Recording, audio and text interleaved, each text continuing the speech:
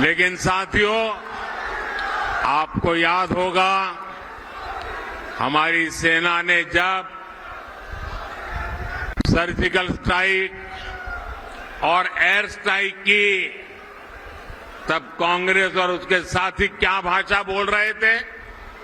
इसी गठबंधन गठबंधन के लोग हमारी सेना से शौर्य के सबूत मांग रहे थे।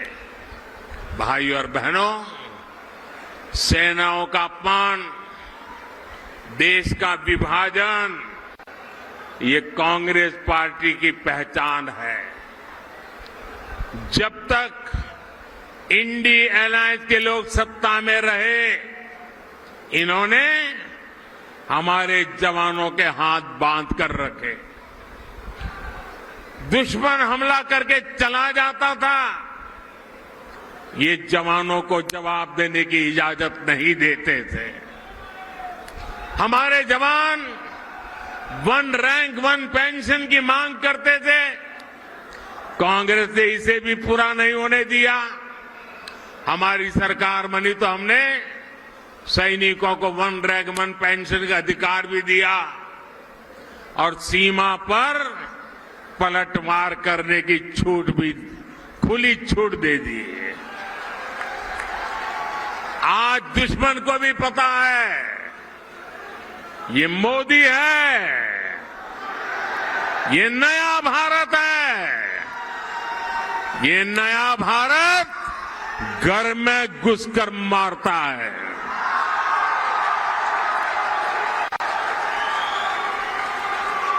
साथियों, देश हित से भी ज्यादा कांग्रेस ने हमेशा तुष्टीकरण को प्राथमिकता दी है। ये लोग तुष्टीकरण के लिए किस हद तक जा सकते हैं, ये देश ने देखा है। ये वो लोग हैं जिन्होंने कोर्ट में जाकर कहा था कि प्रभु श्री राम तो काल्पनिक है। अभी कुछ महीने पहले ही अयोध्या में भव्य राम मंदिर का सपना पूरा हुआ।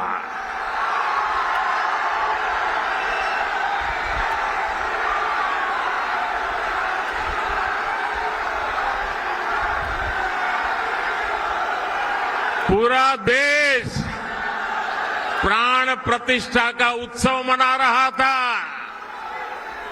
लेकिन कांग्रेस पार्टी खुलेआम हमारी आस्था का अपमान कर रही थी। साथियों, देश ने कांग्रेस के पापों की हमेशा कीमत चुकाई है। और अभी तो एक मुझे पत्रकार बता रहे थे कि कांग्रेस पार्टी ने एक एडवाइजरी निकाली है और एडवाइजरी भी इतनी डरे डरे निकाली है। उन्होंने कांग्रेस की सभी इकाइयों को कहा है कि अयोध्या राम मंदिर की चर्चा अगर निकल पड़े तो मुंह पे ताला लगा देना, कुछ बोलना ही मत। उनको लगने लगा है कि अगर राम का नाम लिया तो पता नहीं कब राम राम हो जाए। ये हाल हो गया उनका, एडवाइजरी निकालनी पड़ रही है। भाइयों बहनों, हमारा देश, हमारी आस्था, इनका इतना घोर अपमान ये देश सह नहीं सकता है। लेकिन भाइयों बहनों, अब जब इन परिवारवादी भ्रष्टाचारियों की लूट का हिसाब हो रहा है तो ये सब एक हो गए हैं। मैं कहता हूं भ्रष्टाचार हटाओ, तो वो कहते हैं भ्रष्टाचारी बचाओ। अब मुझे बताइए, भ्रष्टाचार हटना चाहिए कि नहीं हटना चाहिए? देश को भ्रष्टाचार से मुक्त करना चाहिए कि नहीं करना चाहिए? भ्रष्टाचार ने देश को बर्बाद किया है कि नहीं किया है? भ्रष्टाचार ने नौजवानों के सपनों को चूर चूर किया है कि नहीं किया है? क्या अगर मैं भ्रष्टाचार के खिलाफ लड़ाई लड़ता हूं कि सही है कि गलत है? सही है कि गलत है? मैं भ्रष्टाचार के खिलाफ लड़ाई जारी रखूं, आपके आशीर्वाद है, पूरी ताकत से आशीर्वाद मिलेंगे।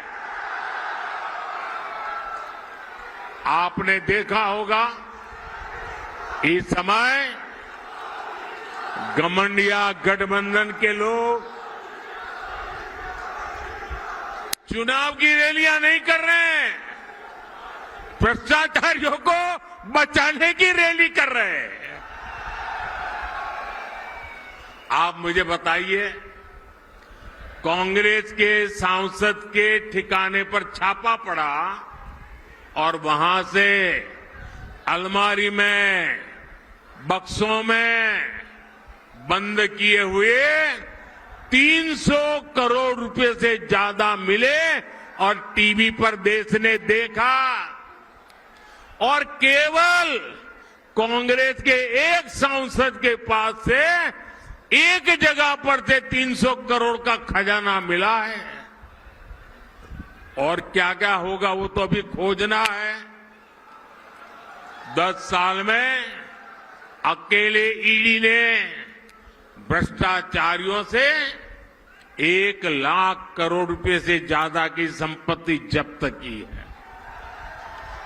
और मैं आपसे पूछता हूं, ऐसे लोगों पर कार्रवाई होनी चाहिए कि नहीं होनी चाहिए? ऐसे लोगों ने जिंदगी जेल में बितानी चाहिए कि नहीं बितानी चाहिए? मैं इन भ्रष्टाचारी परिवारवादियों से कहना चाहता हूं, कितने भी झूठ फैला लो, ये मोदी डरने वाला नहीं है। साथियों, कांग्रेस और इंडी गठबंधन का सिर्फ अपना हित, यही उनका कार्यक्रम है। इन्हें गरीब, दलित, शोषित, वंचित के कल्याण से, उनके सम्मान से कोई मतलब नहीं है। ये वही लोग हैं जिन्होंने कभी बाबा साहब आम्बेडकर का सम्मान नहीं किया। इसी कांग्रेस ने बाबा साहब को दशकों तक भारत रत्न नहीं मिलने दिया। इन लोगों ने देश में आपातकाल लगाया, संविधान को बंधक बनाया। इस इंडियन अलायंस के लोगों ने कभी पिछड़ा वर्ग आयोग को संवैधानिक दर्जा नहीं दिया। दशकों पुरानी ये मांग मोदी ने पूरी की।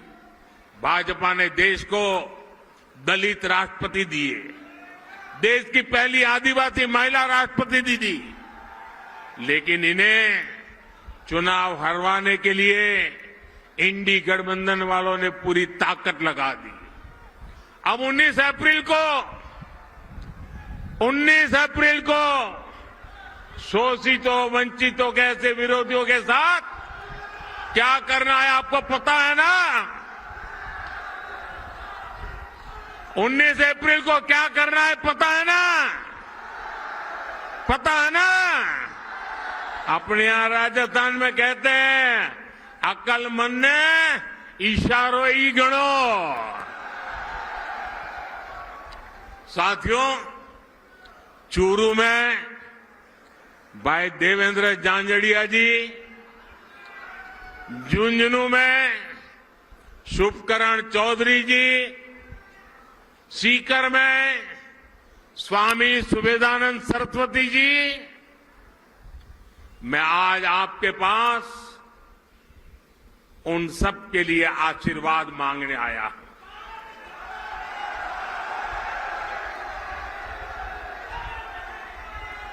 और आप में से बहुत कम लोगों को पता होगा, मैं आज बता देना चाहता हूं,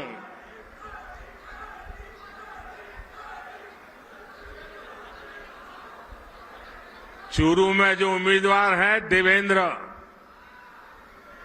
और दिल्ली में है नरेंद्र।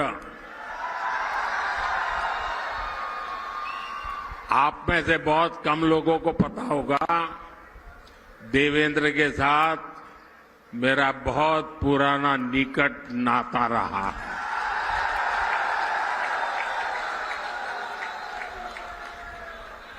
और जब मैं देवेंद्र को पहली बार मिला, जब मैंने उसकी मां की बातें सुनी, मेरे मन को छू गया कि मेरे देश की आन बान के शान के लिए शेखावटी की गरीब मां, अनपढ़ मां, अपना बेटा जिसका शरीर मुसीबतों से गुजारा करने वाला शरीर है, लेकिन उसको भी दुनिया में देश का नाम रोशन करने के लिए मां प्रेरित करती है। और देवेंद्र भी गरीबी की परवाह किए बिना जी जान से जुट करके भारत का सम्मान बढ़ाया है। देवेंद्र को टिकट देने के पीछे मोदी का मकसद यही था कि जो गरीब मां का बेटा होता है उसके सपने भी पूरे होने चाहिए। मोदी का देवेंद्र को टिकट देने का मकसद यही था कि मेरे देश के जो खिलाड़ी हैं, पूरे हिंदुस्तान के खेल जगत के बेटे बेटियां हैं, उनको प्रोत्साहन मिले कि आपका खेल का कार्यकाल ये देश कभी भूलने वाला नहीं है और उसका सिंबल ये हमारा देवेंद्र है।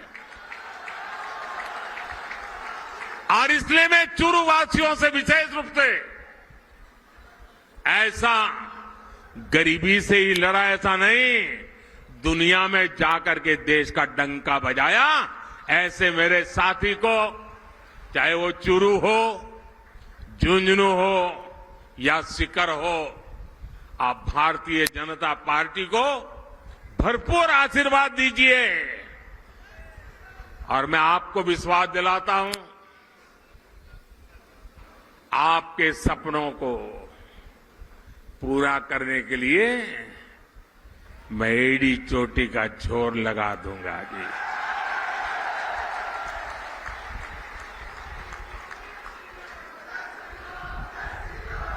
गर्मी कितनी क्यों न हो, मतदान पूरा होगा कि गर्मी के कारण मतदान कम होगा, ऐसा नहीं होगा ना। घर घर जाएंगे, माताओं बहनों को मेरी बात बताएंगे, चुनाव जीतने के लिए मतदान करेंगे। अच्छा, मेरा एक और काम करेंगे, मेरा पर्सनल काम है, करेंगे। घर घर जाकर कहना कि हमारे मोदी जी चुरू आए थे और मोदी जी ने आपको प्रणाम भेजा है। मेरा प्रणाम पहुंचा देंगे। मैं यहां भाजपा के सभी वरिष्ठ नेताओं को भी सार्वजनिक रूप से प्रार्थना करता हूं। सार्वजनिक रूप से कभी कभी करना पड़ता है। ऐसा है कि चुनाव का समय है, हर किसी के जिम्मे बहुत सारा काम है, लेकिन इनको मन में रहता है कि प्रधानमंत्री जी आए,